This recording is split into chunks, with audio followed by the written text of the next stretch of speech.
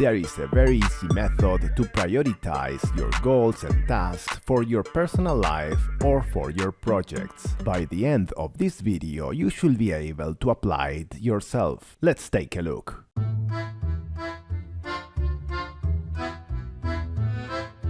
The Moscow method is a prioritization technique used in project management to reach a common understanding with stakeholders on the importance they place on the delivery of each requirement. The term Moscow is an acronym derived from the first letter of each of 4 prioritization categories.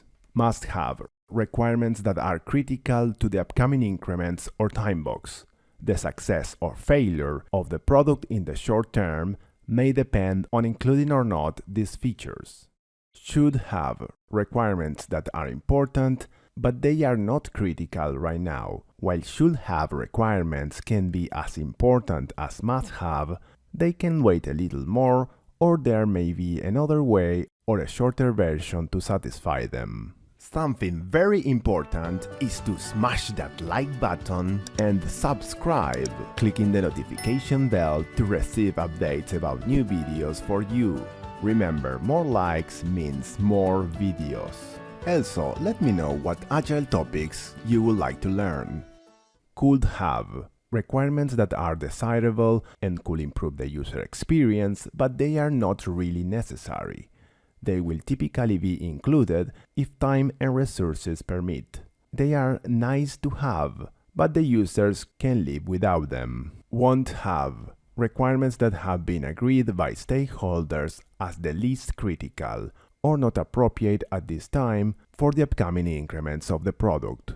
Won't have requirements are typically not considered for release planning. However, they can be reconsidered in a later time box or just dropped as they may be out of scope.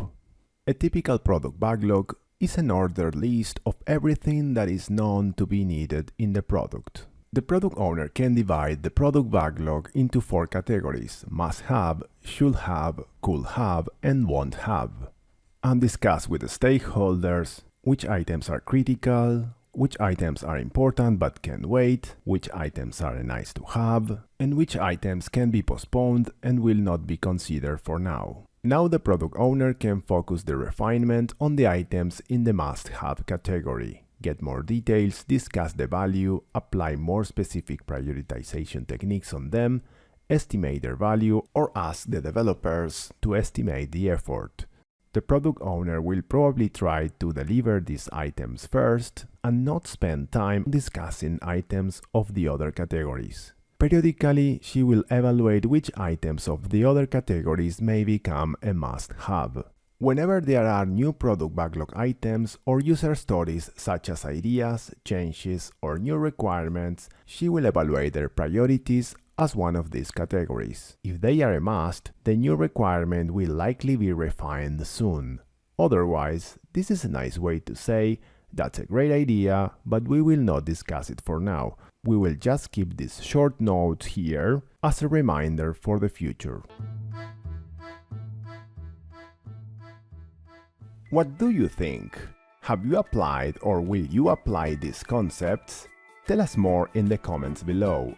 And remember to subscribe to not miss any of our new videos. Also, let me know what agile topics you would like to learn. I will be releasing new videos every week.